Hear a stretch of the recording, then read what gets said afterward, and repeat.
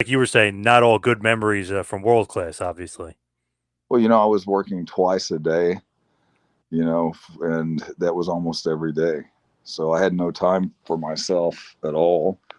And it was because the Von Erichs, there was always one of them or two of them missing. So I would do the first match in one town and the main event in the other. It was just overworked. So those times weren't very fun. Yeah, it seems like that's coming out more and more lately with like Jeff Jarrett and different people were talking about how Kevin doesn't show up, Kerry doesn't show up. Like, you know what I mean? It's starting to get out there more that they were just, I know people knew that, but it just seems to be more out there with like more like casual fans and stuff that they realize those two guys were kind of AWOL for a bit. Well, it wasn't only them, it was also Mike as well. You know, I mean, when he wasn't hurt, obviously, he was hurt and he was out for a while, but it was like covering for everyone. So it was tough. Wasn't fun, you know, and that's why I actually left. I didn't aspire to be a wrestler. That wasn't my plan at all. It just kind of fell into my lap, and a lot of the people that wrestled, their second generation, or they've always wanted to be a wrestler from the time that they were very young. And that wasn't the case with me. I was making really good money before I actually got into wrestling. Matter of fact, I remember George Weingroff and Gino Hernandez and some other people. They would say, "Why do you want to wrestle?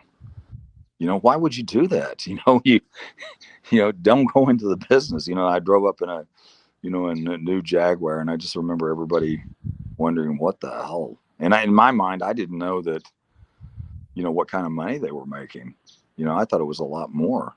I knew that it was a good opportunity for me, and a lot of people would have loved to have that opportunity. And so I didn't.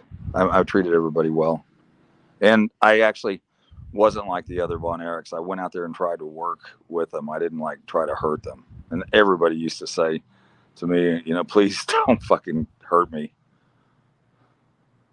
So they were working a little bit snug and a little bit stiff with the opponents, the other Von Erichs? You ask anybody, especially with Kevin, everyone hated to work with him.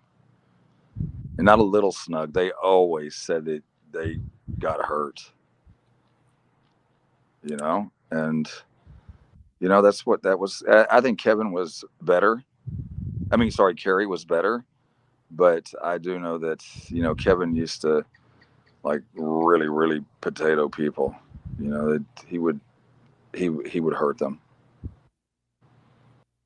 Even like now, if you like look back, it's like, okay, everybody kind of should be a little bit more at ease or relaxed about Lance Von Erich because you always feel like, oh, like they throw that name and they put that towards like the tragedies of world class. It's like, let's not go crazy. You know what I mean? They were like, they almost put that in the same category. So I think hopefully people are easing up on that 35, 40 years later. I hope anyway. Well, you would think so. And those people were, in their 50s and 60s and 70s that actually watch the wrestling. If they can't get over it, I mean, tough luck for them, and it doesn't bother me a bit. I don't care.